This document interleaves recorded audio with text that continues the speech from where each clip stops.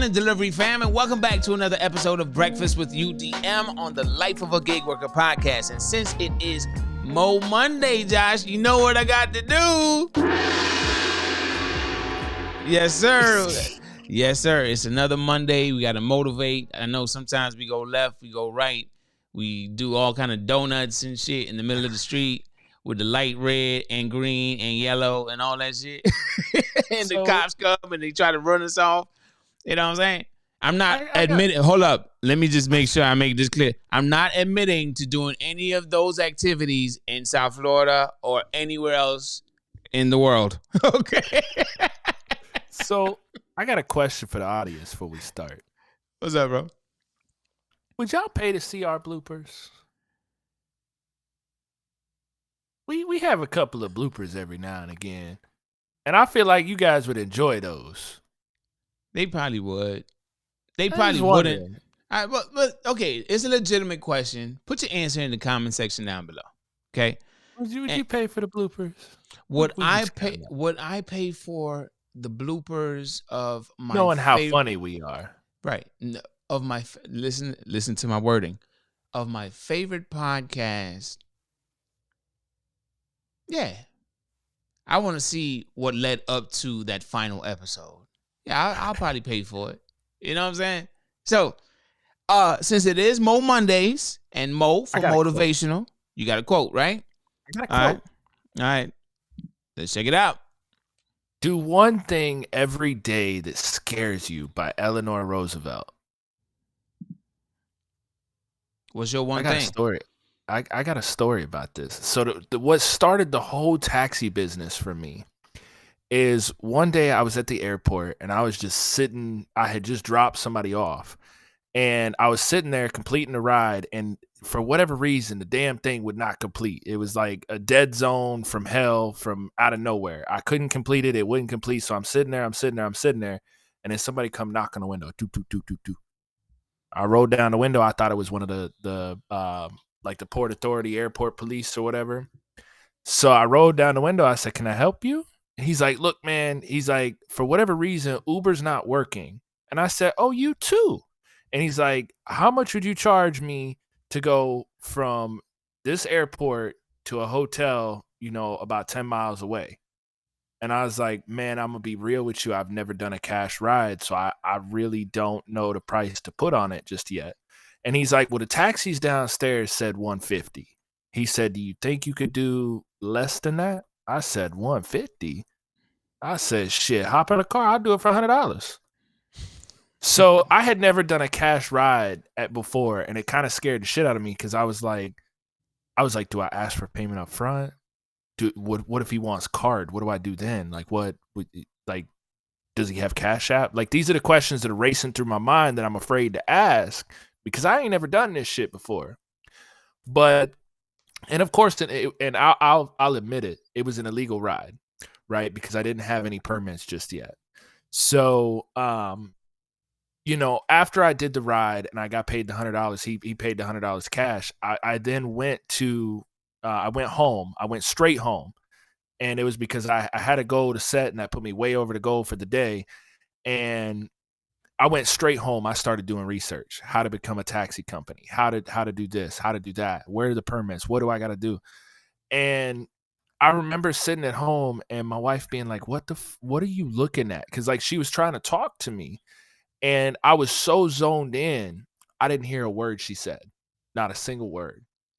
And she still brings it up to this day, of course, Of course. But I was sitting there, I was looking it up. I had my little laptop. I just bought a MacBook at the time, so I was on the MacBook just searching away. Had my little headphones on, not these, of course, these are ginormous. But I had my AirPods in at the time, those dollar store AirPods, and I was just searching away. And once I had figured everything out, applied for all the permits, I was like, that ride scared the shit out of me. But that money right there, that was some good fucking money. I can't let that go away. So I had started with the Google listing. And then once I did the Google listing, I was like, all right, well, I'm going to start up a website. Then I was like, okay, well, I need business cards. So I ordered some business cards. Then I was like, you know what? I need to make sure that I got the permits. So I made sure I went to the city and got the 4 hire permits. And then once I had gotten everything back in the mail and my permission to operate, I started advertising it. I started paying for ads. I started doing this. The phone started ringing to the point where I was like, damn, I got so many rides. I went to an app developer and I was like, hey, I see that you guys are offering this like clone app of Uber. Can I buy that? And they were like, yeah, we customize it so that it's not the clone of Uber, so that it's for you. And I was like, okay, okay. So I paid for that for a while. It was like $1,100. And then I turned around and had a custom one built. And I started dispatching the rides and answering the phones and dispatching rides. And I still do it to this day. And then I reached out to a web developer and, I built in what's called a web booking system so that they can go to the website and order their own ride. And then I showed you the one that I built by myself. So that one thing that scared me led to so many opportunities for me to learn about the business and continue moving forward. So that quote sticks with me to this day. Do the one thing that scares you, because that one thing might lead you to the next, and that next thing might lead you to building an empire. To this day, I usually run on average between 30 and 40 rides with subcontractor drivers a day. Now, I'll tell you, the one thing that scared me was, all right, so I've always been into business, right? And not all the terminologies and all the analytical shit, right? All right, if I start a business here, how do I make that business more popular? People love it, branding, right? People love it. And then how do I scale that business to be something bigger, right? That part of business, I fucking love it, right?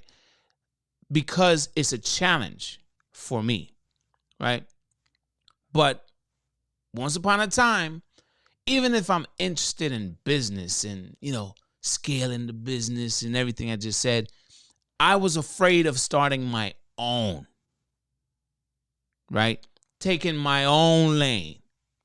I was always there on somebody's hip, like, yo, do this. You should do this. You should do that. Giving advice and yada, yada, yada. Hey, yo, you should do this, do that, do this, do that. And every single person, they'll be like, oh, okay.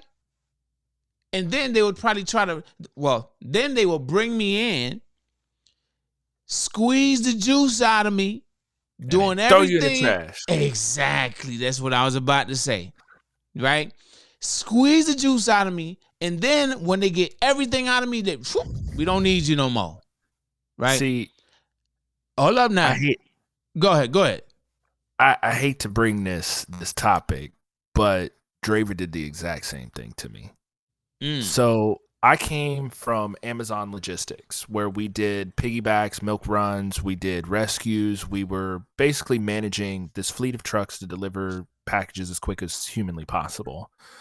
And, I had told them, I said, part of doing the rescue is knowing where your drivers are at all times, so that when you're moving these trucks, because you have to think of this as moving trucks. You're moving trucks from point A to point B all the way down to point Z34, right? So I had told them the best way to plan that is to kind of see where everybody's at and know the roads and kind of know, like, it'll take him 5 minutes to get here, so he needs to meet here to be rescued over there. So when I was brought into Draver, my main focus was what was called piggyback trips. What I did not know was that Draver was utilizing this information and taking it down for a later date. Right. So they basically built it into their new platform for them to be able to mix and match trips, because us as account managers, we would always talk to each other. Like, hey, you got a driver that's going from, Texas all the way to Pennsylvania. Do you think I can capitalize on that and stop your driver, say, Tennessee, and do like a 20-mile run? I'll pay for the Uber to get him back to his truck. Yeah. We could do that. It'll save us money because I don't have to fly a driver out there to take that. And it's so small, so we can capitalize on that. Yeah, it's so they took smart. that info. Yeah, they took that info and they squeezed it out of me and my thought process on it, and then they threw me away like a piece of trash. So I know exactly where you were going with that because it's happened to me so many times where I bring these innovative ideas to a company or to a person, and they take the idea, they run with it, they perfect it, and then they're like, I don't need you anymore. See you later. Now, it's one of those situations where, did you already have your company, your taxi company set before when you were working for Draver, or you didn't have that set yet? No, I didn't have that set. Not at Okay. all. So that's the lane that I'm taking right now, right? So I was always the person that had all these brilliant ideas, and I was a recording artist. What they say about a recording artist is there's a part of our brain that has to be creative. All artists are alike, right? We work this part of our brain, whether you're painting, right? Whether you're writing a song or trying to come up with a new concept, or you're producing or something, we're working that part of our brain where we have to be as creative as possible, as much as possible. So my level of creativity in business, oh, shooting for the stars, right? So I would come up with all these brilliant ideas, bro, and they're like, dude, that's fucking awesome. Yeah, man, let's do this. Next thing you know, yeah, when everything's going and going, it's kind of like, all right, deuces, right? Yeah. But But ain't want I'm to give you no cut, no commission, no shit, bro. That shit but drove me nuts. that's the thing. That's the thing, right? I learned to keep my mouth shut. Yeah. Right? Don't give too much information to someone where, even if you're just trying to assist them, you got a good heart, right? I'm talking to myself, right? You just want to help them as much as possible to see them succeed in what they have going on, right? And you enjoy it. Yeah, boom. You part of the team, yada, yada, yada.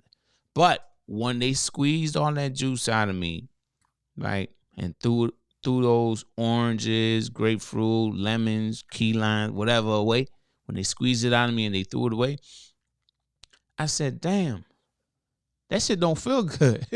That shit don't feel good. And now I'm watching you and your success, and I'm like, I'm still where I'm at. You know what? Yeah. Fuck that shit. I'm going to create my own lane. Now, this is where, check this out. When I created my own lane after they tossed me out, right? Now it's like, damn, I like what you're doing, man. I like what you're doing. Hey, you know what? How, can you help me do something like that? What are you talking about? This is my lane. Go back over there. The thing is, they failing over there. Yeah. You know what I'm saying? I ain't giving them no more creative juice. You know what I'm saying? And I'm taking my own lane. And my own lane in this case was YouTube. Right? YouTube in the gig economy space. I'm taking my own lane. This is my thing. And I said it in the previous episode. This is my thing. This is my lane. I'm the catering king. Bow down to me. You know what I'm saying? You know, that some people may not understand it, but this is my thing. You know what I'm saying? And I'm remember in the previous episode I said, is it a coincidence? I didn't say it like this, but is it a coincidence, Josh, that I'm an elite driver on Deliver That? I'm an elite driver on Delivered, and I'm basically one of the top drivers on another catering app. Is it a coincidence, bro? I guess it depends on who you ask. Nah. I know if I'm asking you, you're gonna be a pain in my ass, but I'm the fucking catering king, bro. There's no way. Yeah, you might have a driver that is on Delivered, and they might be an elite driver over there. But come on, bro. I'm tripling it up, bro. Give me my crown, bro. I don't need no flowers. I don't need no rose petals at my feet and none of that shit. You know what I'm saying?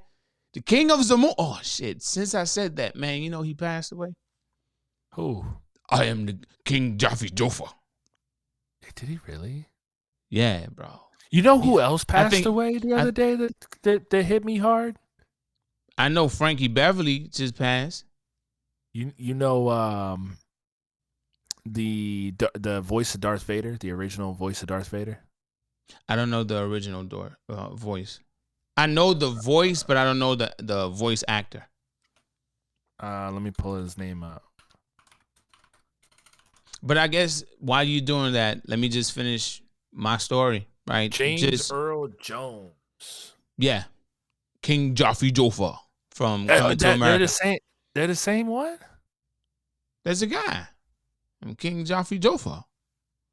Oh shit! Here we were thinking that. Yeah, he did pass. So I was so upset because I've been waiting to go to the next con because I heard that he was going to be at MegaCon in Orlando this Wait, upcoming year. he was Mufasa. Yeah, That that that, that was the Darth Vader. yeah, Damn, I didn't even know that, bro. bro. He used to Damn. get so fucking mad because people would only classify him as Darth Vader. Like all the super nerds, like when people go to cons and they want you to do like the voices and want to take photos, Mm-hmm. they always want the Darth Vader side of him. He's like, don't you realize I've done so much other shit? Yeah, But but I wanted to be one of those people and go and get an autograph of some Darth Vader but shit. was Star Wars before Lion King? One of the first ones I think was. Yeah. No. Because the original Lion King came out before Star Wars. And he was Mufasa. Yeah. We having a whole moment here. But sorry, y'all. rest in peace. What's his name? James Earl. What? Jones. James Earl Jones. Rest in peace, King. Rest in peace. You know but yeah, YouTube is my lane, right? With the gig economy thing. Some people may not understand it. I ain't talking about going viral or nothing. No. This has been my. I'm gonna use that as a little plug real quick. Y'all want us to go viral? Don't forget to hit that like and that share button. Cha-ching. Okay, keep going. Okay, so this has been my lane, man, and I would say at one point when I just wanted to help other people, I was afraid of taking this lane. I was afraid of doing it on my own. For some reason, it was the same thing in the music industry. I would be in my room on my computer making beats all day. That shit just on my computer. That shit ain't getting exposure nowhere. And I think in the last Motivational Mondays, we spoke about showing the world what you are good at, right? And letting it blossom. I was that kid that was stuck in my room and not wanting to show the world anything because I was afraid. You know what I mean? Some people will say you got good charisma, man. You on camera, you act like you're not afraid of the camera, and people gotta work themselves into talking to themselves like on camera, like I'm doing right now. You know what I'm saying, right? but but it took years of practice being a recording artist and having people kind of like guide me. You got to be able to do this and do that and understand this and that. It took a little bit, but I was afraid. I was terrified, bro. I was terrified. I'm that kid that I had to go and practice something. I would think I was in second grade or maybe fourth grade in the islands. And we were doing like this Black history thing. And I had to recite a famous quote by I think Malcolm X or Martin Luther King or one of them, right? And we got to do it in front of everybody, right? In the school. Now they didn't prepare me for that shit. I didn't know. Okay, I learned my line. The teacher was like, "Let me hear you say it." I said it to the teacher, but then they lined us up on the stage. I said, all them kids. Then they called me to the microphone to recite my lines, and I was just crickets, bro. Nothing at all. So I looked up a Malcolm X quote, and boy, that shit hit hard. What is it? First one that came up: a man who stands for nothing will fall for anything. Yeah, damn. That was a Malcolm X quote. I didn't even know that. Well, he was talking about And then he said, "We are nonviolent. We are nonviolent with people who are nonviolent with us. Don't be in a hurry to condemn because he doesn't do what you do or think as fast as you, or think as you think or as fast." Like Malcolm X is throwing out some pretty decent fucking quotes, bro. Nah, we I gonna didn't have to even get think some of of him. his in there, bro. No, We haven't done a Malcolm X quote. You just read the shit, but that wasn't the one that we was talking about here. Come on, Josh. no. But going back to our quote though, What's up? I've done so many things in the gig economy that have prepared me for Yeah. where I am today, and Yep. it scared the shit out of me at first. Like even turning on the app at first, you have to remember I came from being a Domino's driver. Yeah. You know what I I mean? Like I had I somebody think it tell me was where to go. scary for a lot of people though. I think like not knowing what to expect. And I think that's where you got cold, not cold feet, but you kind of like froze up driving around for an hour, right? And It you ain't even ain't had his it shit had on. that was that nervousness. I think that's what that was. And me driving around burning all my gas. Yeah. I just like I used to, and then that was the thing when I did this when I first started this full time. I used to never want to stay still because I was always like, oh, well, they've got no loitering laws. So I used to drive around and just pass by the restaurants. Like a lot of shit that I did that like scared the shit out of me. Like, oh, I don't want to get caught. Like the gig economy is not that big yet. I ain't even Like, think about that. yeah, like being a part of what I call the gig pioneers, we went through some shit. Like shit that just scared the fuck out of us because we ain't got shit out here but me, myself, and I. Yeah. Like, oh, you want me to deliver up this long ass dark fucking driveway? Yeah. Ain't no number to call. You don't answer the phone. Like, I'm supposed to go up there? Yeah. All right, fuck it. Here go Yeah. $5. Bro, we done been through some shit, ain't it?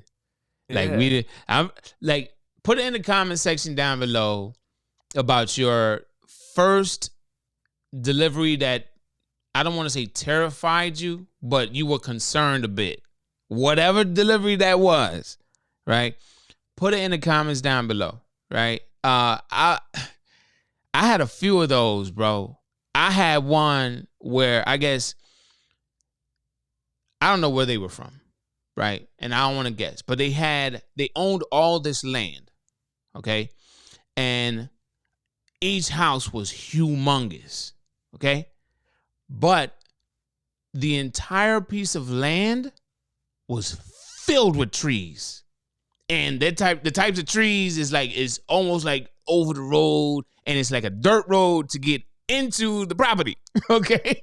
So it's like going through a jungle to go make this delivery. You know what I'm saying? And that was the one that terrified the shit out of me because I'm like, yo, Leatherface, Texas Chainsaw Massacre. I might go into this shit and never come back out. Let me share my location with my wife. Like That 100. deliveries like that were the reason when they first started letting you share your location through the app as soon as you go online. I Mhm. signed right up for that shit. I said, wife, click, sign up, Yeah. accept. And just yep. Yeah. I would say though, after that experience, I I guess I built up the courage and I've had other sketchy ones after that, but I was just like, pay attention, keep your eyes and ears open. Remember that episode? I was like, don't worry, And on swivel. my ears are paying attention. If my eyes are occupied, my ears are paying attention. If my ears are occupied, my eyes are paying attention. So Not, I what? think that doing the things that we have done has prepared us because I know I've started a business. Mm-hmm. I know you may feel like you're gonna prepare to start one here in the near future. I know we've teased about it a little bit, like keep your eye out for whatever, Mm-hmm. way back in the day. But you know, I think a lot of what we've done has prepared us for this because I've said it for years. Use these as a stepping stone to teach you what you need to know to be on your own. And when you sick of that, you also said, and I quote you, when you get to that point of fuck it, that is like that fuck it moment is, man, I'm sick of turning on Uber, hitting that blue go bitch, and that shit sending me a countless $2 or $20, 28 miles. Ain't no way I'm driving that far, Uber. Fuck no. Fuck you. You know what I'm saying? When you get sick of that, then you're like, you know what? I'm going to do my own shit. Let me start doing some research like you did with the taxi shit, right? Let me start doing some damn research. I'm sick of this shit. I am sick of this. On the catering side, let me just get this out. On the catering side, I am sick of all the complaints that I've heard. I'm not even going to go through all of them. I've heard them from the restaurant about drivers. I've heard them from drivers about the restaurant. I've heard it about from customers. I've heard it about the apps. I've heard it about damn near every point to get a delivery completed. Okay. And I'm like, I am so sick. You know what? Fuck I got y'all. something. I got something. And then that's what's coming soon. I think the fuck it moments are the most empowering moments, because even when something scares the shit out of you, that's the build up to the fuck it moment. Yeah. You know, and I'll leave everybody with this. My scary scenario was like I said, you know, the guy got in the car. I was like, oh shit, like, you know, will I get caught? Is anybody watching? Like, what do I do? How am I getting paid? But once I got over that initial anxiety, and I was like, dude, this ain't that bad. I was scared to start my own shit. I started the taxi business. I've done the lawn care business. I've done the hotshot delivery business. I've had every type of LLC, and I won't say all of them are successful. I won't sit here and lie to you and say everything I touch turns to gold. The hotshot delivery has gone up and gone down. I know we talked about this. We were gonna go in together and buy a FedEx route. Yeah. Or was it Amazon? It was one of the two. No, it was Amazon. Yeah, it was Amazon. That was around the time. No, it was FedEx. It was FedEx, yeah. You was trying to get me to run the shit down here. Yeah, because, bro, there was a whole route that was up for grabs. And I'm like, bro, it's fucking easy, bro. Like, I've already managed this shit before. Like, I could do it again. And all I need you to do is show up and hand out keys. Yeah. And that's a whole nother conversation. Yeah, but that's the thing. Like, that fuck it moment and that one thing that, like, scared me and tipped the scales was like, I could do this. And especially with Draver, with all the things that I had to come up with and creative opportunities in order to get a driver to complete a delivery, and all the shit that I watched happen, and all the creative, weird, fucked up situations, that was like, okay, I've got the knowledge to where when some fucked up shit happens, it's like, okay, I got you. I got a solution.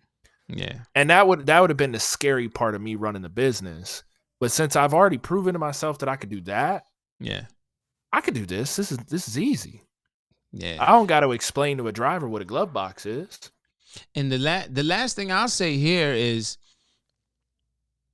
a lot of people think, oh, you got to go to school to start a business. Nah. It's okay to get started and not knowing shit. Like, I know Henry Ford, right? He was challenged. I'm not talking about like I'm not saying he had a learning disability or anything like that, but he was challenged by the media. He was challenged by people saying like, oh, you don't know how to do this shit. You know, you trying to make it seem like you know how to do all this shit in the engine and da. And he was like, I do. And then he's like, okay. And they're like, okay, you know what? Well, we're going to set up this meeting or whatever. And then this conference, and then they I guess, sit him down. I'm butchering this story, so please look it up on your own so you can get the full context of it, right? Limited knowledge thing.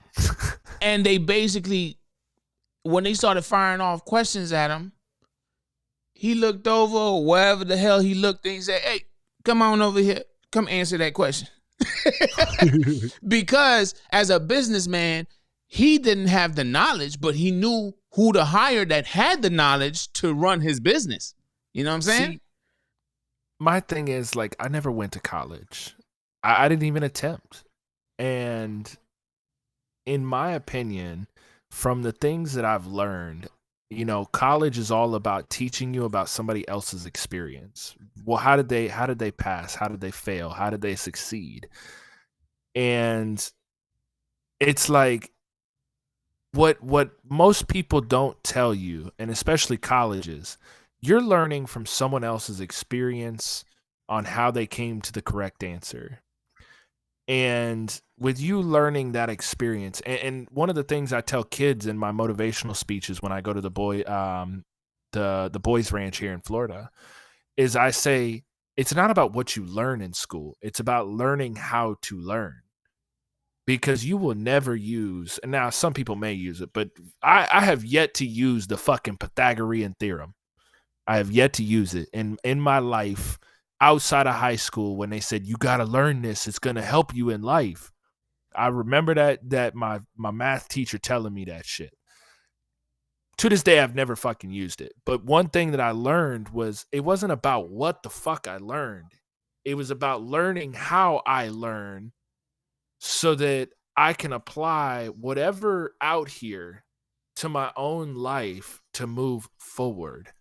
And once I learned that, I learned that college is a fucking scam, for one, because you're basically paying to, like, for business school, for example, they teach you math and a couple other things that you've already learned, but they teach you how somebody else scaled their business and how they made that business become what it is today. Remember that video I played, and the person went to college for 4 years. It was stick figures or Yeah. whatnot. Yeah, that's Yeah. the perfect example of what you're explaining, bro. And you need experience to get those high paying jobs. But these people that are not in college, that didn't do those 4 years, they already have the experience out in the field. And now you just got out and you got to go to McDonald's. you Yeah. know? So Yeah. I guess what I'm saying is don't be the jackass that pays to learn about somebody else's experience. Be the person whose story they're fucking selling and giving him a cut of. Yeah. Be That, that that person. that's 100. That's 100 right there. You got to take that and you got to let that soak. That right there is 100. You definitely got, yeah. I don't even want to repeat it or attempt to repeat it and butcher it. Yeah, what Josh said, put it on repeat. So, with that said, fam, okay, take what was said in this conversation here. I'm not gonna say go into a haunted house and let that shit scare you, and you got to go in there every day until you know they're gonna. Well, maybe that'll help you with your fears, but or maybe not. Right? Whatever. But Could get a I'm motherfucker in a fetal position out here at Universal. I'm gonna have to go save a hoe. no. I'm not saying, or we're not saying to go and face your fears every single day. Yes, I know what the quote said, and I'm gonna just put it back up on the screen just for the sake of it. Do one thing every day that scares you. Don't take that as in the literal sense, right? Just think of it's supposed to be motivational. You're supposed to do something that gives you the butterflies. Fight through that fear. Like all these stories that we told, I took my own lane with YouTube after feeding my creativity to somebody else for so long and they squeezed all the juice out of me, right? I finally took my lane and then they try to get me off my horse. Josh, Josh had some experiences, he shared his experiences, but it's just taking the reins and riding the shit out that damn horse. Let's go. Let's go. Let's go. I don't know why I'm thinking about this song.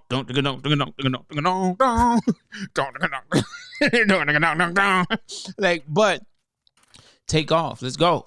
Is definitely something that I know many people they're not into starting their own business. Some will talk a good game, but then they'll never get started. Um, and some are afraid of failure and everyone around them seeing them fail and being deemed as a failure. They don't want to be called a failure. It's like afraid of the bullying that may come, and I use that word strongly, right? The bullying that may come with, ha ha, you failed, ha ha, this ain't school anymore, fam. Let's go. We got to get this money in this economy. It's already jacked up. You know it's jacked up. Look at these gig economy apps. Look at what's going on with this pricing. They getting their money while you're not getting yours. So I ain't gonna talk much more, and I'm gonna just say, go get your money. I'm gonna leave y'all with this. Damn. As most of y'all see, I don't wear names. I was about to deuce it out. as most of y'all see, I don't wear designer fucking shirts and this and that. Like, instead of being the name that, or paying for someone else's last name or brand, be the brand somebody wants to pay for. Like, I'm gonna be making my own line of t-shirts here pretty soon for my lawn care business, and I've been designing those things for months because when you think about lawn care, it to be that t-shirt. I want it to be that one right there. And it's not that I'm going to sell those t-shirts, but at the same point in time, you want to build that brand because, hey, if I see somebody that's got my t-shirt that I copyrighted, best believe you give me $5 for that bitch. I want my brand, my name, my image to be the one you pay for. I don't want to pay for your shit. So with that said, you gonna do some? Deuces. Have a good one, y'all, and be safe on the road. And we'll see you in the next episode. Deuces. Oh yeah. What time it is, D-Fam? Yeah. It's time to go get your money.